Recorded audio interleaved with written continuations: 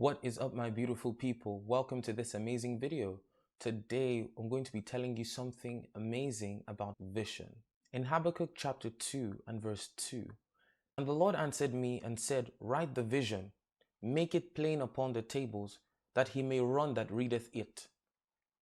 That's just a short portion, but it's so insightful because vision is the secret to discipline. And we find this in the reason we make to-do lists, daily schedules, and plans, because we want to be able to see something that gives us a visual guide as to what we're meant to be doing for the time. So it's important that you write your visions down, especially if you want to fulfill them. If you want to get things done, you should write them down. Mental notes don't necessarily always work, especially when you want to get loads of tasks done. So it's always advisable to make a daily planner, make a daily schedule, plan out how am I going to spend today? What am I going to do with it? This will tremendously help you.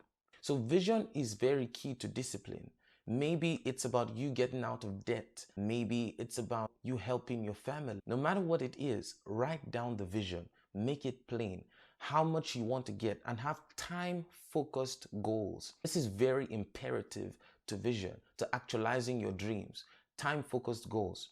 How long is it going to take you, and what's the methodology? Because if you don't indicate how, that's a mistake a lot of people make. They want to achieve something, but they've not said how they're going to do it. If you only write down the what without knowing the how, you would end up asking why it didn't happen. And it's very obvious you didn't actually create a plan. So what's the game plan? What's the way? What would make sure that this goal will be achieved? You write it down with the methodology. We're about to get into a new year, or when this comes up finally, we may already be in 2021.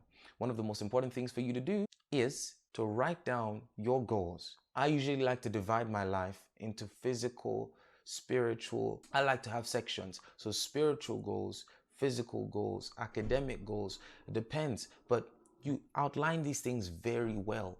When they're well organized that way, you can see. And even within the year, you have somewhat of visual calendar of some sort that you can easily revert to from time to time and see how well am I working. I remember I did this sometime around last year. There were certain things I indicated.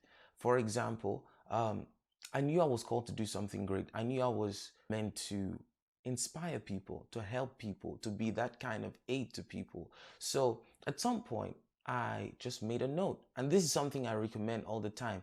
Have your thought extension times. Times where you're allowed to trail in your own thoughts and write them down, because those are the things that matter to you the most. So you write them down. I usually title those kind of things my thoughts or my thinking. And I would write things like, I need to rise to my calling. Wake up to my responsibility. Be who God has called me to be. And then I remember that one of the things I wrote last year was that I was going to be called to speak at different conferences and events, to impart value to people, to do certain tremendous things just to inspire people in a way. And I wrote this down. And now I didn't write it down as a prayer point per se, but as my vision, as what I knew I was called to do, what God wanted me to do. So when I wrote these things down, I just kept them. But you see, every time in your moments where life seems to beat you up, or people seem to want to tear you down, or maybe certain occurrences, maybe trying times in your life, because I have a lot of trying times where it's almost like the occurrences in your life are almost making you doubt your visions, almost making you doubt, am I really the person for this? Am I really going to be able to do these things I've planned to do? And so I would go back to these things I've written down. And as I would go back to them and read them, they would inspire me. Because you see, the Bible says that he that readeth it may run when he reads it. Meaning this vision that you've written down has to be inspiring. It has to be something that spurs you to action. It has to be something that lifts your spirit, something that gets to you. If it's not communicating to you, it's not going to inspire you. You're not going to be moved by it. So it's very important to write your vision down. Write what you want to do down. And we see this happening with your daily planner, with your monthly planner. Maybe you have a financial goal or a certain thing you want to accomplish by a certain time.